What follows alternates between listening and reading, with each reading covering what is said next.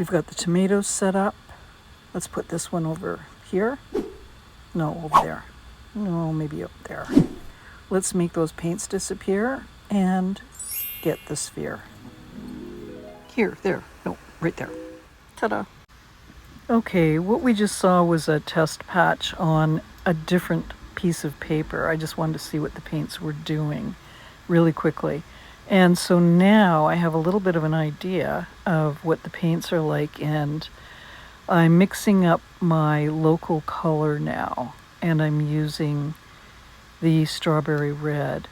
The thing about the hard watercolors I'm finding is that I'm not able to get as much pigment down into my tray. Yeah, here we are, strawberry red. You can see it from Beam.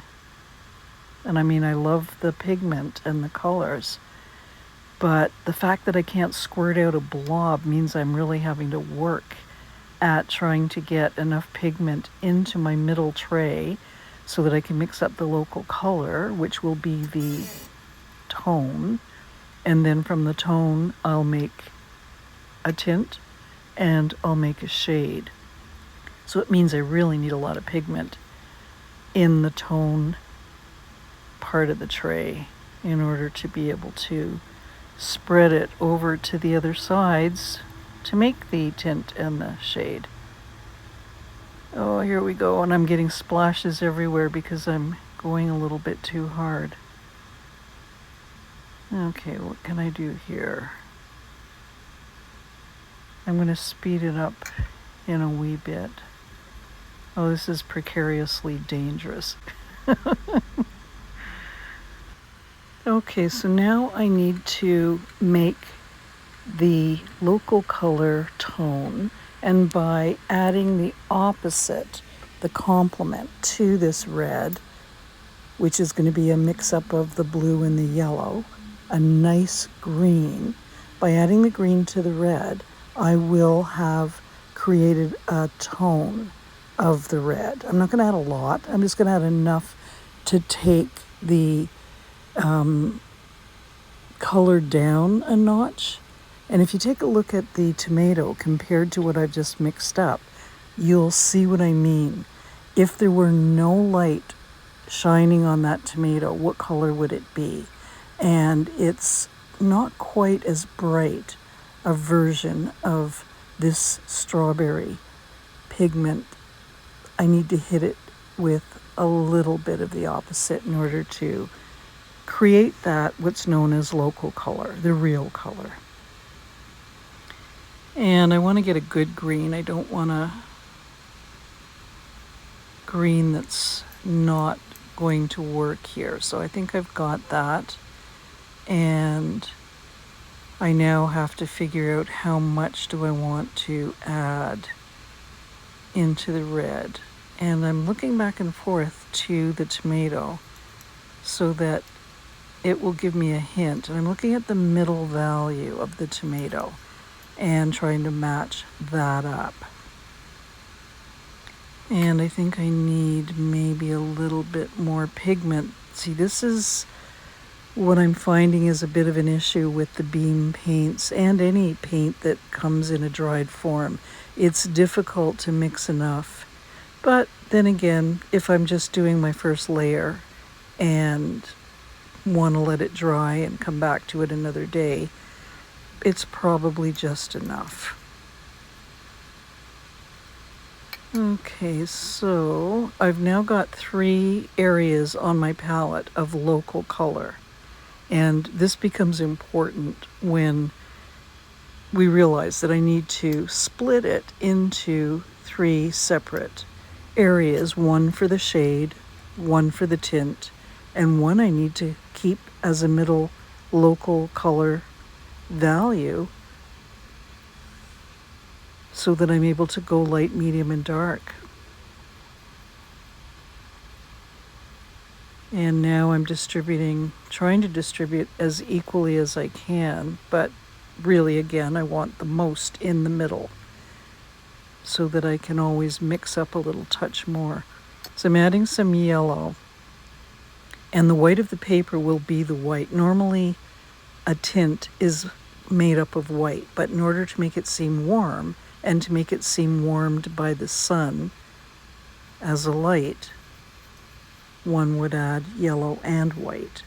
That would be with acrylic and oil paints. And so now I've already gone over into the dark shade, and I'm adding the local color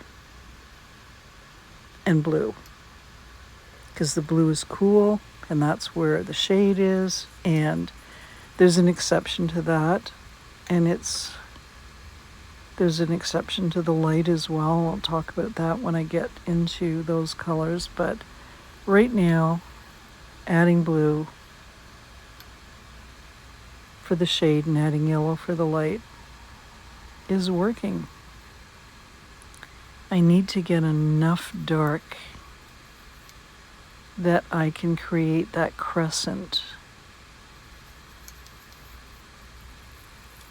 of darkness that comes through the middle of the sphere. So the core shadow is what I need the dark for. The rest of it's pretty much using the local color and then mixing in with the lights.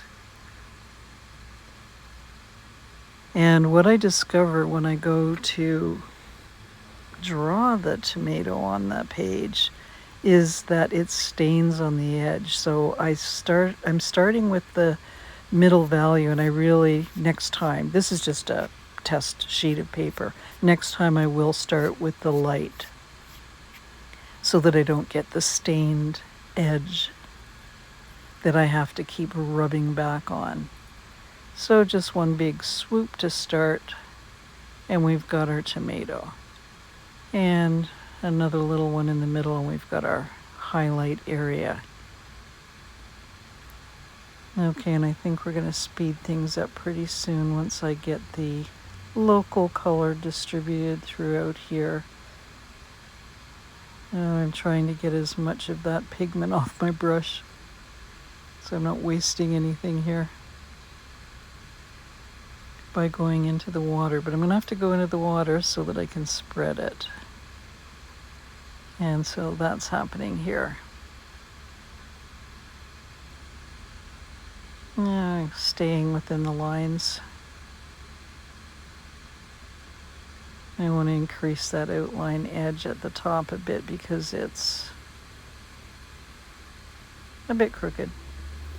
But I want to even out on the outline. I'm starting to notice the stain is happening, and I'm trying to get that smoothed out. Okay, so we've kind of smoothed the circular top edge, and now I'm trying to pull back and get some light areas.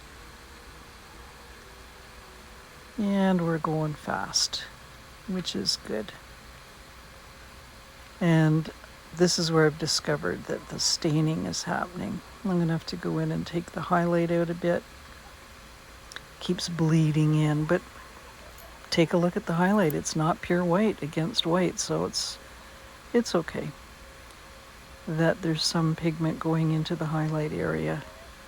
And around and around and around we go.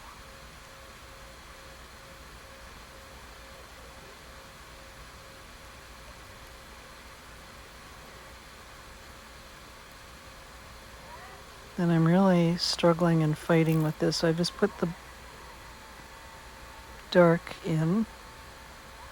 Now I'm putting in the light.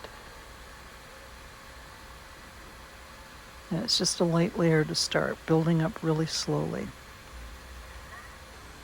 And getting that highlight area out again. And now I'm pulling back a little bit along the edge with a piece of Kleenex and a little bit more water on the brush, and I'm trying to pull that edge back. You can't see it, but I can. Well, maybe you can too. This paper can take the scrubbing.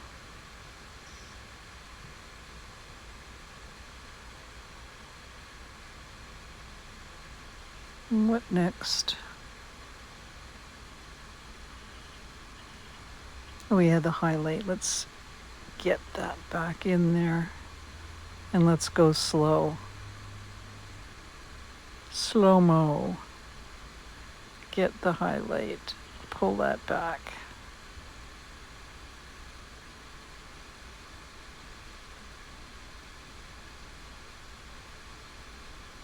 Well, I think we're done.